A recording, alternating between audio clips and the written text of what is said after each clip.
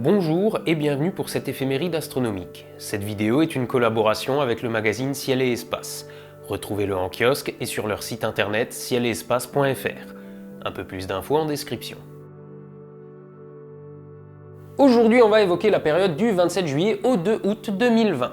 Et on commence avec la Lune qui est aujourd'hui même dans son premier quartier, signant le retour des nuits lumineuses et d'un ciel profond plus difficilement accessible.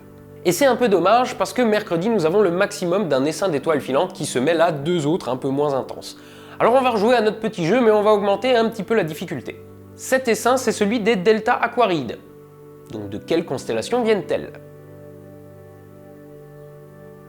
Alors s'il y a encore des gens pour répondre la constellation de l'Aquarium, vous êtes punis. Encore. Quittez cette vidéo et allez faire le piquet. Comme on l'a vu il n'y a pas si longtemps, les Aquarides viennent d'Aquarius, le Verseau. Et si celles-ci s'appellent les Delta Aquarides, c'est parce que non contentes de venir du Verseau, elles viennent plus précisément de la quatrième étoile la plus brillante de la constellation.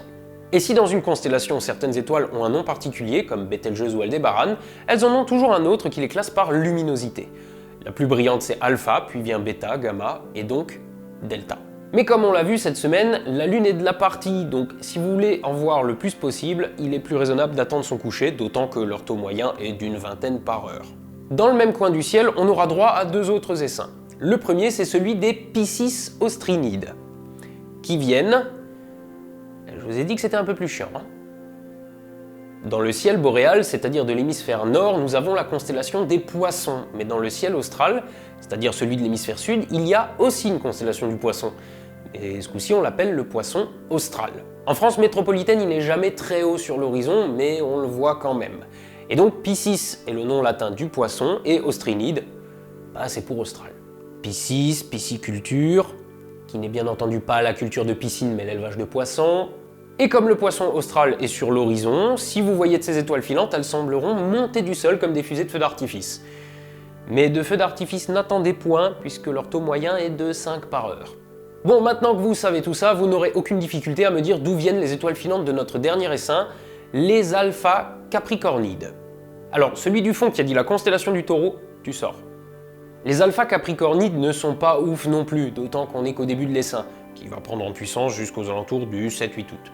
Mais si leur moyenne tourne autour de 5 par heure, il s'agit souvent d'objets très gros et très lents.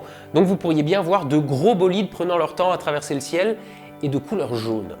D'ailleurs c'est marrant, il y a 2 ans à la nuit des étoiles, j'étais justement en train d'expliquer ça, et un gros bolide jaune en a profité pour illustrer mon propos en traversant le ciel juste derrière pendant 10 bonnes secondes. Bref, terminons pour le ciel avec une conjonction ce week-end. Samedi, la Lune tiendra compagnie aux deux géantes, mais si vous revenez le lendemain, vous pourrez constater son mouvement par rapport au fond du ciel sur 24 heures, puisqu'elle ne précédera plus les planètes, mais les suivra.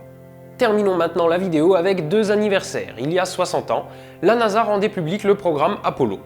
2 ans plus tard, Kennedy lui mettra un bon gros coup de pied au cul en annonçant l'objectif d'arriver sur la Lune avant la fin de la décennie, et bien entendu, 9 ans plus tard, en 1969, sans commentaire.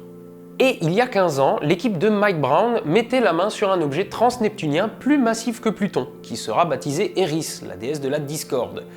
Et le nom est bien pensé puisque l'année d'après, Pluton sera déchu de son statut de planète, notamment à cause des différents objets découverts dans son voisinage, qui font relativiser son importance.